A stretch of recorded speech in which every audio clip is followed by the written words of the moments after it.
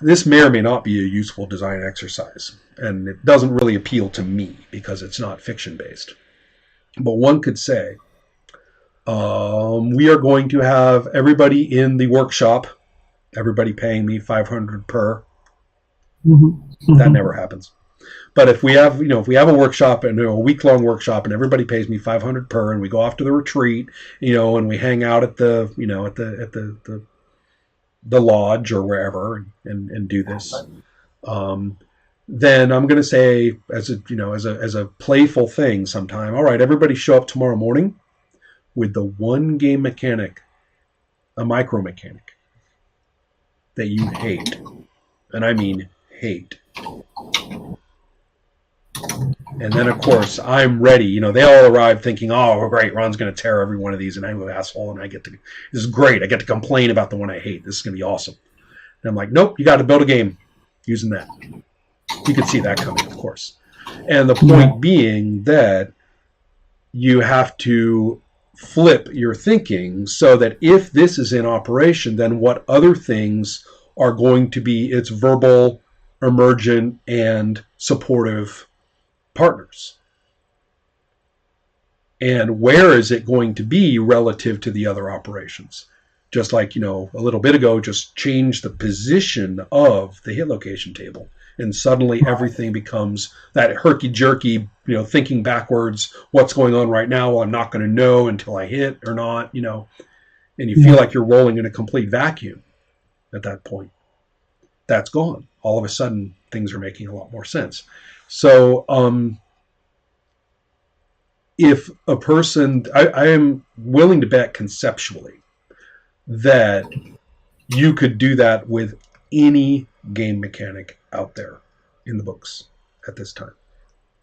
You could find it and say, God, I hate that shit.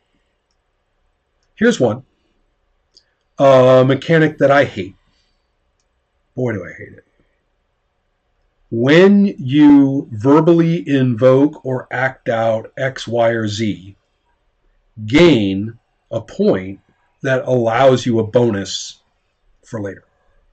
Now, that's different from the bonus dice and sorcerer. Everybody thinks that's what the bonus dice and sorcerer are, but they're not. But in the case I'm talking about, it would be like you've stated the thing you most cherish. It's on your sheet. It's a thing you most cherish. And so then a rule in the game is every time you mention or role play regarding the thing you most cherish, then you get, you get a point in your bucket. And this point in your bucket allows you. The idea is it's an incentive, right? The game author doesn't trust the players actually to do anything that they have on their sheet. And so they say, well, I better give them a breadcrumb every time they do it. Then they'll do it, the bastards. And I hate that. It's limping, it's boring, it's tedious, it's a chore, it's hard to keep track of, it's whorish. People start going after doing this and counting up their points, and it's really annoying in 100 different ways. Hands me that and I will glare at you.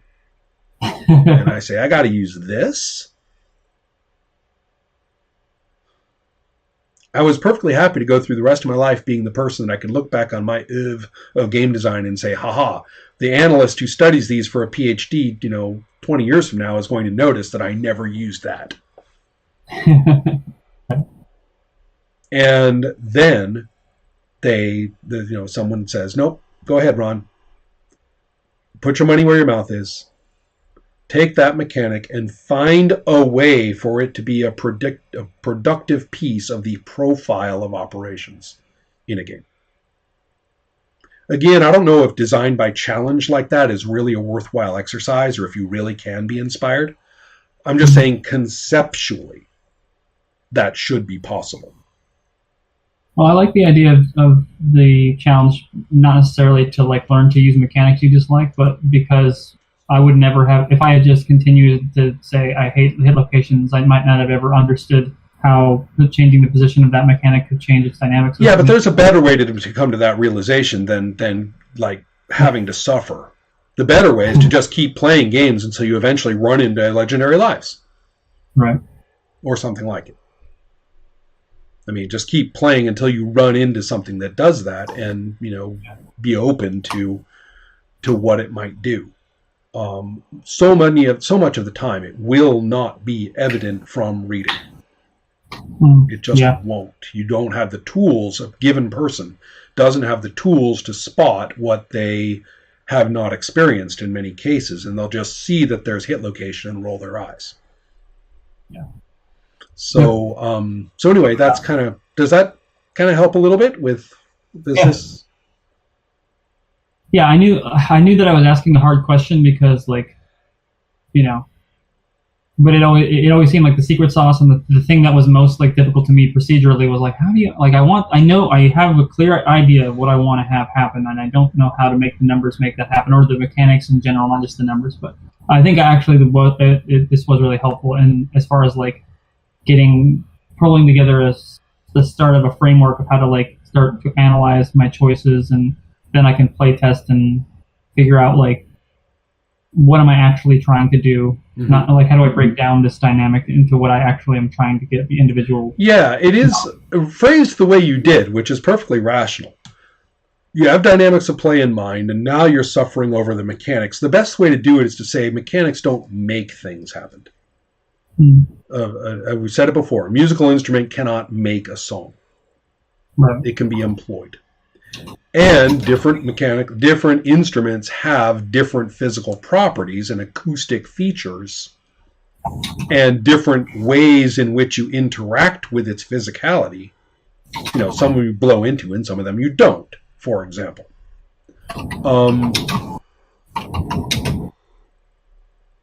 So therefore, choice of instrument is not trivial.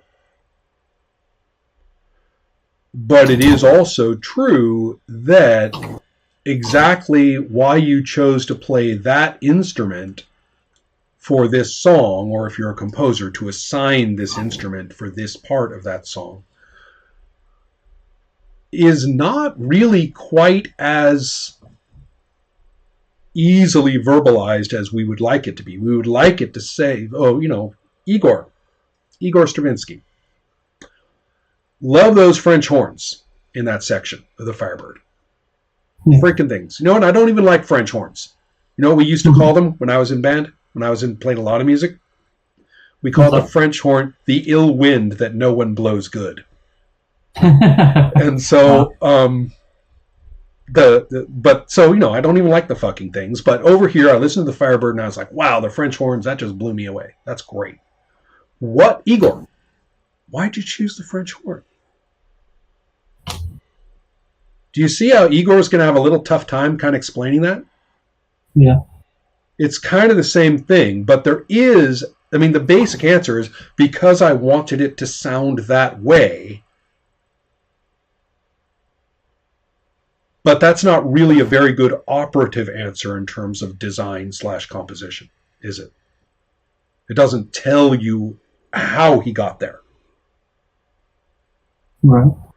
And to a great deal, or to a very great extent, it's fair to say that he knew how a French horn sounded, particularly that many of them, particularly across a range so that he could get the proper harmonics from just the French horns. But he also chose to have the French horns not play a particular note in that harmonic, but to have that come from another instrument.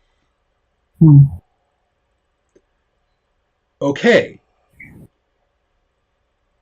His decision to put it together that way is informed very much by his experiential judgment, having encountered those things before or extrapolated from there to arrive at what he wanted this time.